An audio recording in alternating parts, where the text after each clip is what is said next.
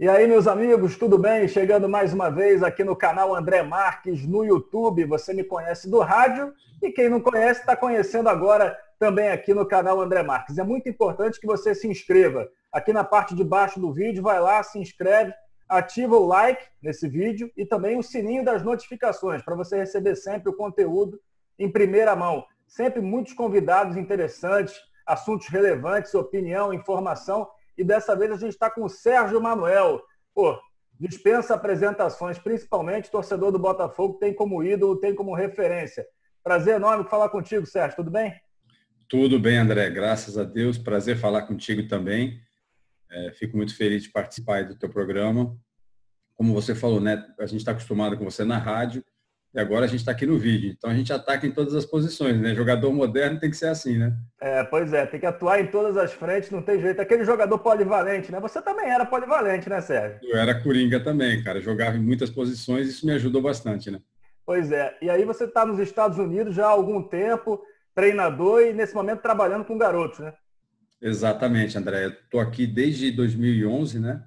Encerrei minha carreira em 2010 e já tinha esse projeto de vir morar nos Estados Unidos. Eu gostava muito de Miami e estou aqui desde 2011 com a minha família. Trabalho com garotos, já tem 7 anos aqui. Foi algo assim que eu não tinha planejado, mas acabou se desenhando quando eu cheguei em Miami e é algo que está no meu sangue, né? O futebol, eu não consegui resistir. Pois é. Você trabalhou no Miami United e agora na escolinha da Juventus, é isso? Exatamente. Eu tive uma experiência bacana no Miami United, até clube que recentemente passou o Adriano, né? E foi algo assim, para eu entender como era essa transição de campo, de jogador para treinador. Porque muita gente acha que se você for um bom jogador, você será um bom treinador.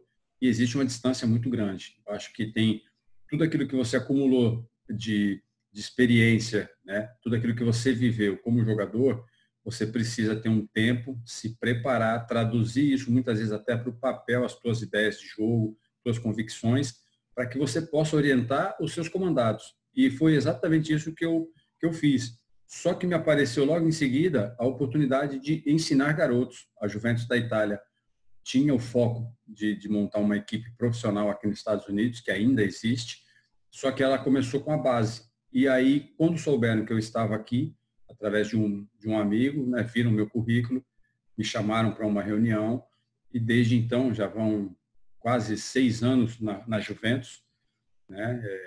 Tenho me realizado formando garotos e vendo que num futuro bem próximo aí essa molecada vai estar dando bons frutos para o futebol americano e mundial. Pois é, né? O futebol nos Estados Unidos a gente sempre fala muito aqui no Brasil, desde a Copa de 94 principalmente, né? Que ficou mais aparente quando a gente enfrentou os Estados Unidos durante a Copa. E sempre são altos e baixos, né? Em alguns momentos está muito midiático, com grandes craques, em outros momentos está um pouquinho mais para baixo. Como é que você vê, nesse momento, o futebol dos Estados Unidos? Lógico, está parado, mas como é que estava o futebol americano? Olha, André, é uma liga que começou exatamente com jogadores renomados para atrair a atenção da imprensa mundial, né?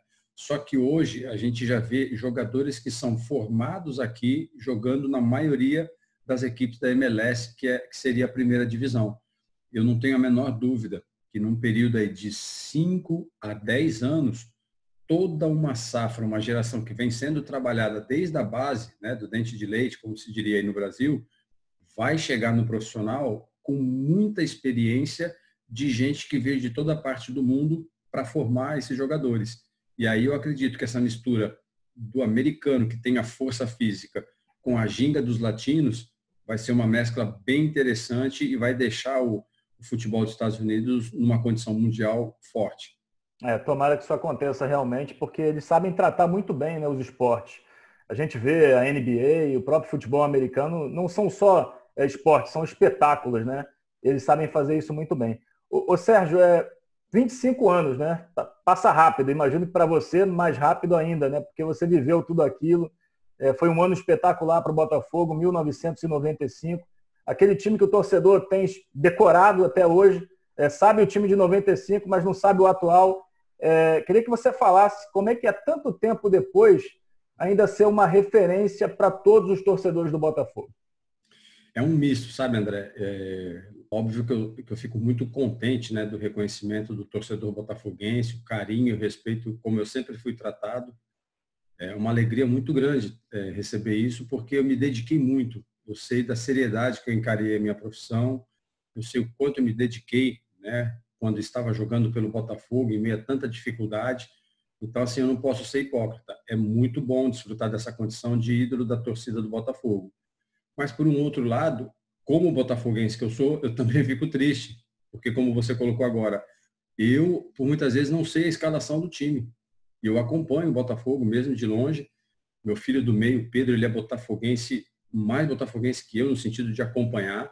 E a gente fica triste de ver que os resultados, eles não estão à altura da camisa e da tradição, da grandeza do Botafogo, né? É muito pouco para a gente ficar há 25 anos atrás com uma conquista nacional. Eu quero mais para o meu time, né? Eu não quero sofrer tanto pelo Botafogo, eu quero ter mais alegria. E é por isso que eu sempre faço apelo a quem está dirigindo o clube, que tenha o profissionalismo, o cuidado, o carinho de cuidar desse clube e ter a ambição de colocar ele num nível mais alto, né? Eu espero que isso seja um desabafo de torcedor, de um ex-jogador, que possa repercutir de alguma maneira e os dirigentes se sentirem tocados a se engajar nessa luta aí de que não é fácil, mas que é possível, porque outros clubes já passaram por momentos assim e conseguiram conquistas expressivas também. Esse é o desejo que eu tenho para o meu Botafogo, né? De grandes conquistas. E você falou muita dificuldade lá atrás, principalmente a parte financeira, né? Que é também hoje uma dificuldade. Só que eu posso estar errado, mas eu acho que não. Acho que você vai concordar comigo. Naqueles tempos, década de 90, década de 80, eram tantos jogadores talentosos, era tanta gente boa, que essa parte financeira, óbvio, era importante. Mas não era o que fazia a diferença, né? O que fazia a diferença era o talento, né? E surgia gente de tudo que é lado, né, Sérgio? É verdade. E isso era uma regra geral, né? Porque outras grandes equipes passavam por esse problema também. Eu posso até citar que no começo de carreira eu fui revelado pelo Santos, que passava por problemas financeiros, e era o Santos de Pelé. Fui para o Fluminense e o Fluminense também passava por problemas financeiros. Cheguei no Botafogo, a mesma situação. Ou seja, eu não sentia a diferença porque eu já estava acostumado, né, com aquilo, como você colocou. Então, só que tinha qualidade técnica que fazia toda a diferença. O futebol ainda não era tão físico como ele é hoje, né? Do ponto de vista físico, o futebol ficou muito mais bonito de ver. Você vê a final da Copa de 70 com aquela seleção que só tinha craques. Você fala, pô, parece que está em câmera lenta. Hoje você vê os caras são muito mais rápidos, a pressão, velocidade, a transição de jogo, mas tecnicamente não tem a mesma qualidade que tinha na minha época, né? É uma crítica a isso? Construtiva, né? Porque eu acho que você tem que ter o equilíbrio de conciliar os que são mais fortes fisicamente, mas dar oportunidade para aquele baixinho, magrinho, né? Para que o talento dele possa, na mescla, fazer a diferença. Enfim, eu acho que é uma evolução do esporte, assim como aconteceu no mundo, mas sem dúvida alguma eu tenho muita saudade daquele futebol praticado na minha época. O dinheiro hoje ele acaba fazendo a diferença. 2, 3 clubes com mais poderio aquisitivo montam os melhores times e nem sempre a gente vê grandes clubes, né? O próprio Botafogo, Vasco, o Fluminense, aqui do Rio, né? São os 3 que a gente pode falar. O Flamengo hoje está num outro patamar financeiro e aí, portanto, Exato. Dentro de campo também. E parece um abismo. Parece um abismo. O Sérgio, queria que você contasse sobre 95, porque a parte financeira do Botafogo era muito ruim, talvez até pior ou igual a de hoje. E tudo deu certo. Como é que foi aquele começo de montagem de elenco? O Paulo Autuori chegou, ninguém na época conhecia. Olha, André, era caótico em 95, ponto de vista financeiro. Pra você ter ideia, eu fui campeão brasileiro com 7 meses de salário atrasado. Aí você me explica, como 7 meses de salário atrasado? 7 meses, não tinha dinheiro.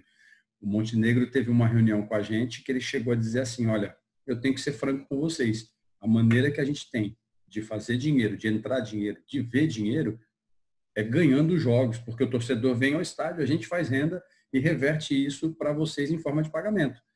Então, para a gente, aquilo foi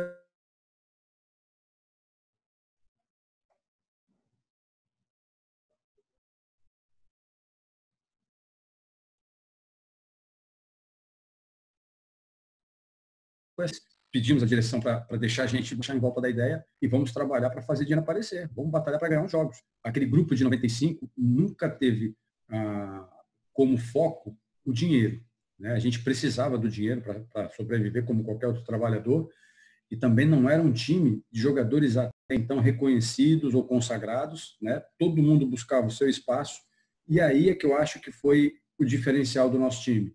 A gente conseguiu, através da amizade, né, criada pela dificuldade, se unir em torno daquela ideia de, olha, é a vida de cada um. Eu acabei sendo pai naquele ano, com filhos pequenos, com muita dificuldade, e muitos jogadores que já tinham um pouco mais de rodagem punham a mão no bolso mesmo e ajudavam os que precisavam. E aí, quando saía um pagamento, a gente começava, olha, eu te devo, toma aí, pega cá, empresta ali, puxa lá, e graças a Deus deu certo, porque era um grupo de homens, acima de tudo, um grupo de pessoas que entendia, né, a importância de defender uma camisa como a do Botafogo, e a gente acabou, depois de tanto esforço, sendo coroados e premiados com o reconhecimento do torcedor, que até hoje não esquece da gente. Deu uma leve rateada, a internet tem dessas coisas, quando você falava principalmente da parte do Montenegro pedir para vocês ganharem para ter dinheiro para pagar vocês. E óbvio que o dinheiro era o principal problema, mas tinha problema também de lugar para treinar, faltava água, não tinha também um lance desse? Pelo menos a gente escuta muito. Exato, André. Eu vou te falar que chegou uma época que a gente não tinha nem o Gatorade, que a gente não tinha essas vitaminas como tem hoje, né? E o Gatorade era fundamental para a gente, a água, e muitas vezes faltava um negócio como esse, um Gatorade, faltava uniforme de treinamento, né? Faltava materiais básicos de um treinamento, uma atadura para um tornozelo, um esparadrapo, e nem isso tirava a motivação da gente ou a alegria, né? Porque eu digo sempre a esses jogadores de hoje que se você trabalha, você faz futebol pensando no dinheiro, irmão, você é um pobre, você é um infeliz, porque a maior paixão da minha vida é o futebol. Eu não consigo, André, de coração, viver nessa vida, nesse mundo sem futebol. Está no meu sangue, eu vivo 24 horas, eu escuto do Vasco, do Flamengo, do Fluminense, porque são clubes que eu aprendi a respeitar, e digo ao torcedor do Botafogo, não fale mal do Flamengo, não fale mal do Vasco ou do Fluminense, porque o Botafogo não seria o Botafogo sem esses grandes. Sabe, a história te torna grande quando você enfrenta grandes. Eu joguei no Fluminense, eu sei do respeito que existia dentro do Fluminense pelo Botafogo, né? E eu acho que tem que ser sempre assim. Nós somos adversários, não somos inimigos. Como hoje a gestão do Flamengo está sendo vitoriosa, você tem que olhar os que estão fazendo a coisa certa e copiar para que você também alcance aquele patamar, né? Eu sou desse tipo assim, vamos viver em paz, sabe? Paixão, eu defendo meu time, tiro sarro, mas briga, violência não está na minha vida, não tem espaço na minha vida para isso. E eu acho que o futebol ele é uma ferramenta incrível para transformar uma sociedade, sabe? Quando a gente não tem o estudo no país como deveria, né? O governo não dá importância, como eu vejo aqui nos Estados Unidos, apoiando desde que o garoto ele é pequeno, sabe? Incentivando ele no esporte para que ele possa ter uma linha que afaste da droga, que mostre para ele a importância, né, de você ser um cidadão antes de ser um profissional. Eu acho que é uma ferramenta incrível e eu vejo sempre que os grandes clubes são, sem dúvida alguma, uma fuga para esses jovens e pode transformar a vida de muita gente. Sem dúvida alguma. E você, ainda citando essa questão financeira, quando o Botafogo monta aquele time, ele traz Donizete, traz o Túlio. O Túlio acho que chegou um pouco antes, chegou em 94. Tem você, isso. O Beto, que vem também desconhecido ainda, né? Depois o Beto brilhou em todos os clubes do Rio, jogou pra caramba. Vocês acreditavam quando aquele time foi formado, dá para chegar, dá para ganhar? Olha, cara, não foi fácil não, porque eu lembro que o Paulo Autori me ligou, eu estava em Santos, eu tinha, por esse motivo de atraso e tudo, eu tinha que resolver alguns problemas em Santos, que eu sou natural de Santos, e fui para Santos resolver isso. Eu pedi, se eu não me engano, na época, 2 semanas para ajeitar todos os problemas que eu tinha, e eu estava no final de semana na praia, jogando futebol, e quando tocou meu celular era o Paulo Autori. Aí eu não o conhecia, né? Porque ele era até então no Brasil desconhecido, ele tinha nome em Portugal, e a conversa que ele teve comigo foi exatamente essa, que ele queria que eu fosse para o Rio e participasse da primeira reunião da formação do nosso elenco, daquele projeto que ele falou assim, eu vim para ser campeão. E ele falou com tanta convicção com aquilo, que eu falei, cara, como que a gente vai ser campeão? Esse cara ele não sabe a dificuldade que a gente encontra aqui, né? Ele está vindo de Portugal, que ele me contou, ele deve ter uma cabeça de europeu e ele não sabe o que está enfrentando. E aquilo me deixou intrigado, mas também me deixou feliz de ver que ele queria minha presença, queria que eu estivesse junto na formação do elenco. E eu fui para o Rio de Janeiro e o cara era acima da média porque ele não me tratou, né, no primeiro contato como um treinador, e sim como um amigo sem me conhecer. E isso fez com que ele tirasse de mim o meu melhor. Eu vi que ele desceu do patamar dele, que o treinador está sempre acima, né, dos seus comandados. Ele desceu para aquele nível nosso, teve a humildade de perguntar, olha, quem você acha, esse aqui, aquele lá, o que falta? E logo em seguida trouxeram o Gonçalves, né, que ainda não estava no Botafogo, e o Donizete, que estavam no México. O Túlio já estava. Improvisamos o André Silva na lateral esquerda, porque o André ele era um meia e não um lateral. Tinha uma qualidade técnica muito boa, um passe muito bom. Nos entendemos bem ali. O Wilson Goiano do lado direito encaixou muito bem. Enfim, Jamir e Leandro Ávila no meio, que eram dois pitbull, né? E a força, a juventude do Beto que tinha sido revelada. Enfim, o time ficou um time que, quando tinha posse de bola, era um time letal, atacava com eficiência e não perdoava. Era realmente um Botafogo, foi o melhor Botafogo que eu vi jogar. Eu estou com 36 anos, Sérgio. Eu tinha 12 naquela época. E assim, como torcedor de outro clube, eu não sou botafoguense, mas admiro muito o Botafogo e gosto dos quatro. Eu ia para o Maracanã e eu já sabia que o meu time ia perder. Porque o Túlio fazia gol de tudo que é jeito, o Donizete era uma velocidade impressionante, você e o Beto no meio, como você disse, os laterais também chegavam muito, o Wagner, que era goleiro do Bangu antes, no Botafogo também, pô, era espetacular. Eu queria que você contasse, além da parte financeira, qual foi a maior dificuldade para vocês chegarem ao título? No meio do campeonato, assim, o que mais aconteceu ali que preocupou vocês? Olha, André, muitos fatores assim tiravam sempre a tranquilidade, né, do dia a dia. Mas o fato da gente não ter, muitas vezes, um local definido para treinamento, nós tínhamos problemas de transporte, local de treinamento, e o bom de tudo isso, que em meio a tantos problemas, a gente não tinha um problema de relacionamento, né? Até queria tocar nisso. Como a imprensa, uma época, chegou a colocar que tínhamos eu e Gotardo um grupo, o Túlio outro. Não, eram divergências de opinião na época, porque a gente entendia que o Túlio, como o grande artilheiro do time que sempre foi, quando ele cobrasse, quando ele falasse, o peso seria outro, nos daria muito mais força ao grupo, né? E o Túlio não tinha essa ideia como a gente. O Túlio ele era um mundo à parte. Ele sempre foi assim muito extrovertido na frente das câmeras, mas tímido fora delas. E a gente conhecia o Túlio fora das câmeras, né? E a gente pressionava o artilheiro, pô, vem com a gente, cobra a gente, peita a diretoria, porque a gente precisa da tua palavra. E ele travava nessa hora, não fazia isso, e isso deixava a gente muito bravo com ele. Mas dentro de campo, a gente nunca misturou a situação. Tanto que eu e Donizete, ele brinca até hoje, que se tivesse jogado mais tempo com a gente, ele teria feito 2.000 gols, né? Então, foi, acho que, o ponto de partida do Botafogo para todos os êxitos que a gente teve naquele ano foi se juntar em volta das dificuldades, e quando a gente entendeu que essas dificuldades nos tornaram, nos tornou amigos, ali foi a maior força que o Botafogo pôde ter para aquela conquista, sabe? E é muito bacana você falar isso, porque eu sempre tive, pelo menos a imprensa da época, sempre noticiava que vocês eram desunidos. E não tinha essa questão toda, né? Isso ficou meio que na cabeça, acho que de todo mundo, né? Uhum.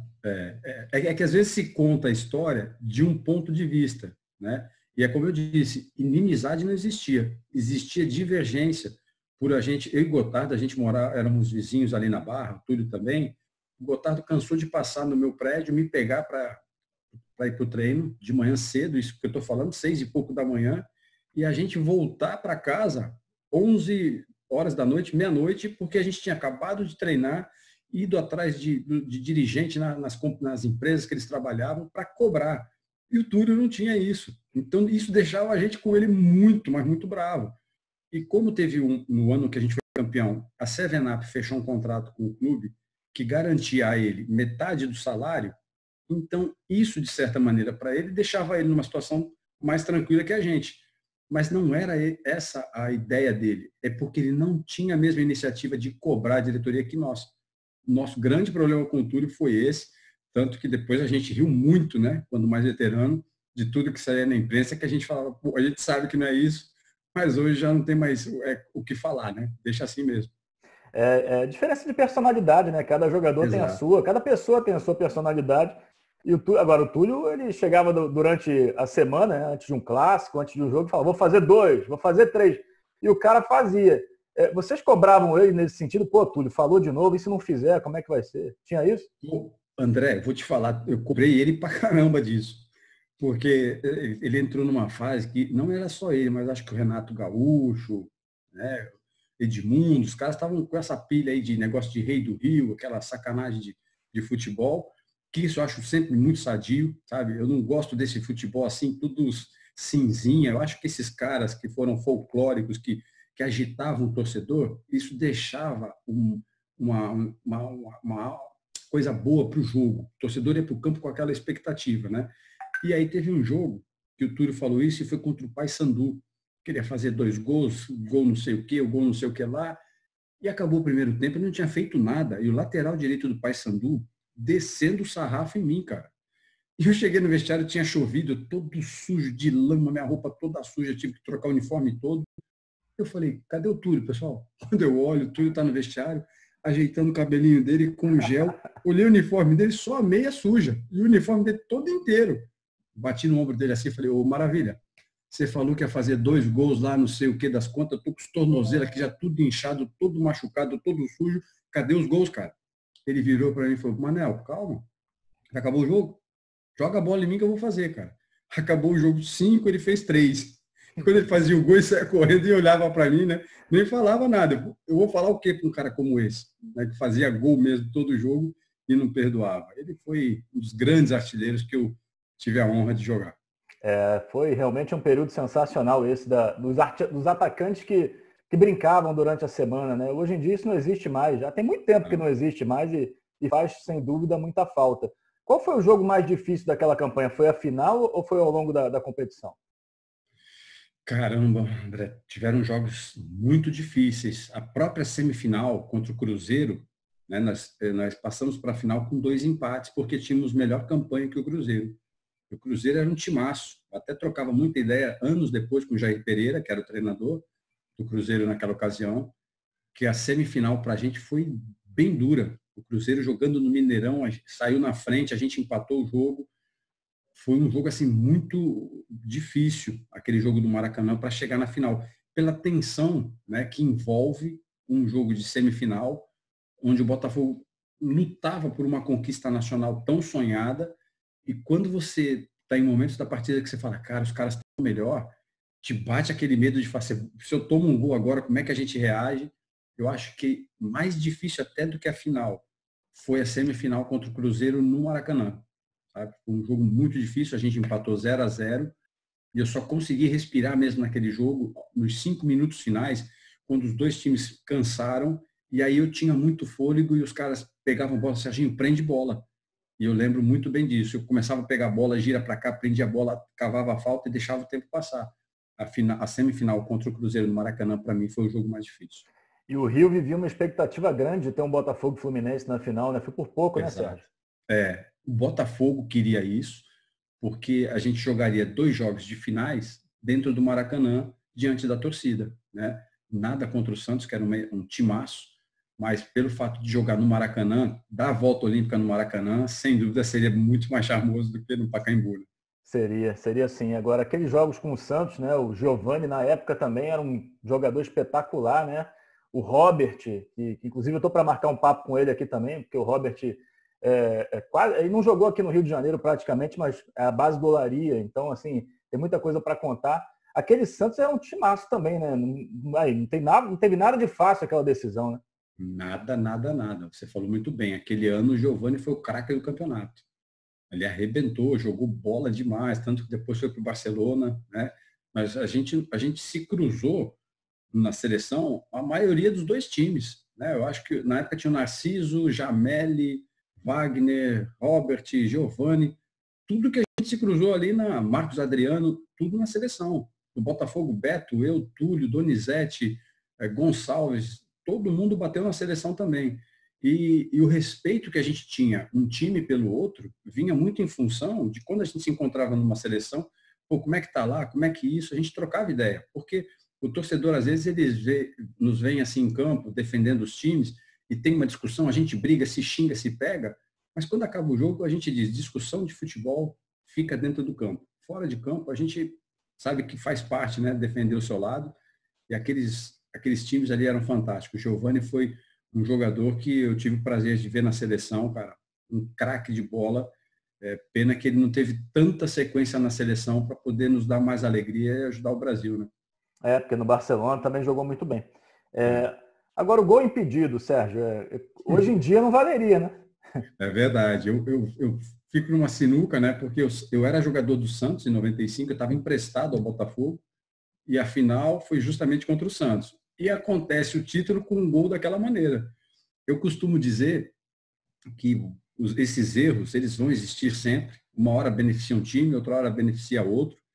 O que eu queria, assim, sendo imparcial, era aclarar que naquela ocasião o melhor árbitro era o Márcio Rezende de Freitas no Brasil. Nenhum dos dois times ia questionar sendo o Márcio a final. Uma pena que, assim como nós jogadores, ele cometeu o erro, né? Ele também tinha um auxiliar que poderia ter auxiliado, ele não auxiliou, porque o gol é para auxiliar pela linha, mas, infelizmente, isso também nos custou aos botafoguenses uma Copa do Brasil, porque, afinal, em 95 ele erra a favor do Botafogo. Em 99, no primeiro jogo da semifinal, em Caxias, eles põem o Márcio Rezende de Freitas. Você imagina, a imprensa veio em cima dele.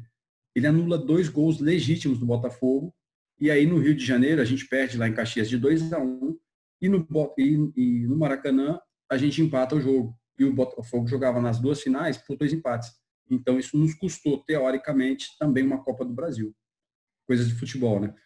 Acontece agora. Realmente, colocar o mesmo árbitro depois de um erro daqueles, estava na cara que podia acontecer alguma coisa, é do ser humano, né? Não é nem de propósito. O cara tá ali, pode errar realmente. Exato. É a tua maior tristeza, a Copa do Brasil de 99? Sem dúvida, sem dúvida. Me indagaram se faltou alguma coisa na minha carreira. Eu respondi que sim, né? Jogar uma Copa do Mundo e ter sido campeão da Copa do Brasil. E aí me fizeram a pergunta, e se você tivesse que escolher entre um e outro? Eu falei, sem dúvida, eu ficaria com a Copa do Brasil. Primeiro, porque eu sou botafoguense. Segundo, porque eu nunca vi o Maracanã tão cheio só com botafoguense como em 99. E eu, por ter uma história, uma identificação com o meu clube, eu abriria a mão da Copa do Mundo, que é um sonho individual, para um sonho compartilhado com tanta gente que é botafoguense como eu. Então, eu gostaria muito de ter tido a chance de ter sido campeão da Copa do Brasil com o Botafogo, porque chegamos muito perto, faltou muito pouco. Né? Faltou muito pouco, e é um título que o Botafogo aqui no Rio é o único clube que não tem. Não tem. E aquele ano era realmente um ano para acontecer. Você volta ao Botafogo depois também, já numa reta final de carreira, né, Sérgio? Exato. Naquela volta minha, em 2006, houve um erro de planejamento, porque quando eu voltei para o Botafogo, eu já tinha 34 anos. Eu ainda estava bem fisicamente, tinha feito uma temporada muito boa com o Volta Redonda, colocamos o Volta Redonda nas semifinais da Copa do Brasil, perdemos para o Vasco, caímos para o Vasco, que tinha Romário e Edilson, e eu estava voando, ganhamos no Campeonato Carioca do Botafogo, lá em Volta Redonda 3-2, que foi o jogo que a direção do Botafogo foi toda no vestiário do Volta Redonda para conversar comigo, e já querendo o meu retorno para o clube. E eu falei, olha, eu volto com o maior prazer. Né? Então, desde aquele jogo no Carioca para a minha volta, eu vinha trabalhando isso na minha cabeça. Só que o erro de planejamento é que o preparador físico do Botafogo, na ocasião, ele me achava muito leve fisicamente. Ele queria me dar mais massa muscular. Eu, com 34 anos, já adaptado ao meu peso, quando eu entrei para um trabalho de carga, eu me senti travado. Tudo que eu vinha conseguindo fazer naquele ano, eu sentia que eu não conseguia mais fazer. E por ser o Botafogo, por ser a minha casa, eu falei, eu não posso jogar abaixo do que a torcida sabe que é o Sérgio Manuel aqui. Eu tenho que jogar no nível de Sérgio Manuel. Se eu jogar abaixo, eu já sou outro jogador. E aí a iniciativa até foi minha de pedir para sair, porque na época era o Cuca, eu tinha jogado com o Cuca, era meu amigo, eu expliquei isso para o Cuca dessa maneira, e o Cuca entendeu e falou, olha, pode procurar time que você encontrando alguma coisa boa, eu te libero. Então foi dessa maneira. Aí eu acabei indo jogar no Náutico, né, que estava na Série B, o Náutico estava com um projeto para subir, tanto que a gente acabou subindo o Náutico em 2006, e eu preferi sair do Botafogo, porque eu vi que na minha estreia, eu já estreiei com reestreia, né? Eu reestreiei com expulsão contra o Flamengo, né? Dei uma pegada no Luizão, fui tirar uma bola por trás, assim, botar o pé para arrancar a bola, ele tirou a bola, eu peguei o tornozelo dele, fui expulso. Então, assim, eu não me senti bem, eu não me senti fisicamente pronto para ajudar o Botafogo. E no Botafogo, se não tivesse para somar, eu preferia sair. Foi o que aconteceu. Infelizmente, a terceira passagem que eu tenho no Botafogo não foi como eu gostaria, mas as outras duas, graças a Deus, foram boas para deixar uma imagem, uma impressão melhor. Como é que você vê essa retomada do Botafogo com o Paulo Autuori agora como técnico? Não sei se você já mantém contato com ele, mas o que você acha? Você acha que dá para acontecer coisa boa? Sem dúvida, né? Porque quando a gente olha para o banco de reservas, o torcedor ele tem essa memória que o Paulo Autuori foi campeão brasileiro, né? Eles têm a ideia de que o Paulo Autuori conseguiu consertar muita coisa que não estava em ordem. É a nossa expectativa agora, né? Mas isso eu tenho que falar muito claramente. O treinador, ele é bom se os jogadores acreditarem. O treinador, ele vai ser o comandante se os jogadores respeitarem. Então, eu sempre digo, se você estiver numa posição de comando, comande. Se você estiver numa posição de comandado, seja comandado. Se você não estiver satisfeito, faça como eu, peça para sair. Né? Eu acabei de dar meu exemplo. Eu pedi para sair em 2006 porque eu não estava satisfeito. Eu não concordava com a maneira como eu tinha que treinar, com aquela carga. Sentei sem confusão, sem briga, falei, olha, eu quero sair por isso, e fui embora. Então, se vai ficar no Botafogo hoje, tendo um treinador como o Paulo Autuori, estou falando para os jogadores atuais, respeitem esse cara tem história, esse cara é um dos grandes treinadores do futebol brasileiro, uma pessoa fantástica e que tem tudo para ajudar esses jogadores, individualmente e coletivamente, a conquistas como sonham os botafoguenses, conquistas nacionais e conquistas importantes. Agora, é fundamental a união em volta da ideia de jogo para que o plano dê certo. É claro que não é hoje a realidade, mas você almeja um dia voltar ao Botafogo, de repente uma comissão técnica, alguma coisa? Sem dúvida. Eu falei recentemente, né, com o Montenegro, numa live que nós fizemos, que nós perdemos o Espinosa recentemente, né, uma figura importantíssima para todos nós, pela pessoa que ele era, pelo profissional, um cara identificado com o clube, né, comandante naquele título também de 89. Enfim, eu gostaria muito de ser um nome que pudesse ser lembrado para esse espaço.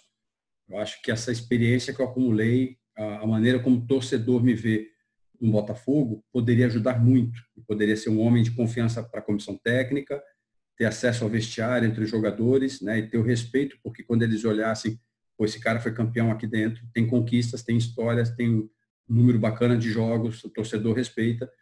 Eu acho que eu poderia estar fazendo o meio de campo, não deixar o vestiário se empolgar tanto nas vitórias, não ir lá embaixo também quando perdesse. Eu acho que esse termômetro eu poderia fazer, sabe? De estar entre a diretoria, fazer aquele meio campo ali para que as coisas funcionassem bem. Seria uma ideia, seria um sonho. Eu sempre digo, eu só espero um convite do Botafogo para um dia poder ajudar agora fora das quatro linhas. Bacana demais. Galera, se inscrevam aqui no canal, aqui na parte de baixo. Não esqueçam, é muito importante para a gente continuar crescendo. O canal está subindo, tem só um mês e está aí, ó, já está elevando bastante o número de inscritos e de visualizações. Queria te agradecer muito, Sérgio, porque foi um papo muito bacana. Para mim também me esclareceu certas dúvidas. Essa história de desunião estava na minha cabeça, assim, eu falei, tem que perguntar isso para ele. E está bem claro que não. Divergência acontece em qualquer elenco, né? Acontece em qualquer ramo. Muito obrigado pelo papo, parabéns, são 25 anos, é uma hora também de relembrar, né, de celebrar e torcer para o Botafogo chegar novamente a dias melhores. Obrigado, André, obrigado pelo espaço, pela oportunidade de falar um pouco da minha carreira, né, de momentos importantes e felizes da minha vida. Te desejo sucesso aí, que teus likes aumentem cada vez mais, o pessoal que te acompanha, conta comigo para divulgar o trabalho e que a gente possa estar juntos aí num futuro bem próximo aí no Rio de Janeiro, tomando um café e matando saudade aí do futebol. Tomara. Um abraço, Sérgio. Valeu, gente.